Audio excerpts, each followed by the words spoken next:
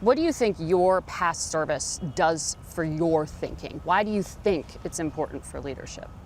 It's essential to have people that have been on the receiving end of foreign policy at the table, especially with the 58,000 names behind us, to keep in mind that every one of these decisions has tremendous human consequences for the service members, for their families, and there's not enough of that right now.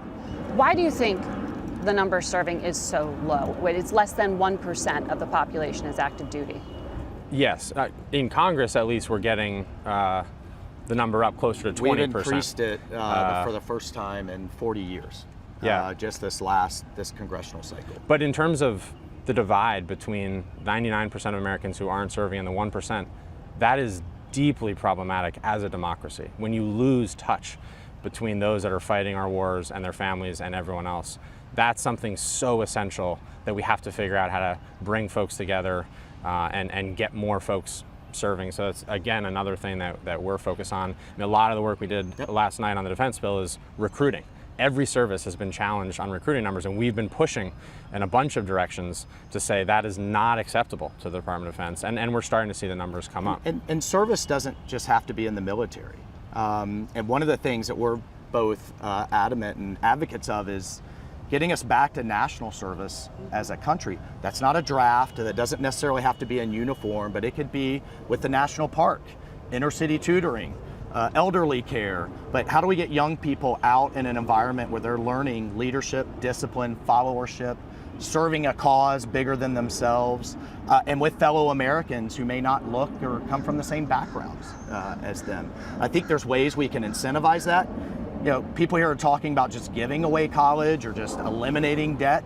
Well, how about the American taxpayer gets something in exchange for that in terms of service? You graduate high school, you go serve a year or two, maybe it's FEMA, maybe it's the Peace Corps, and then you get some type of benefit. So I think we need to rethink service as a country.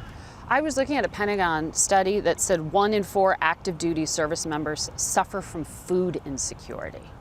And then within that subset, there were over 120,000 dealing with extreme food insecurity. How is that possible in America right now? It's a disgrace. We have soldiers, I had this in my unit when we were deployed overseas in combat, their families were home on food stamps using SNAP benefits.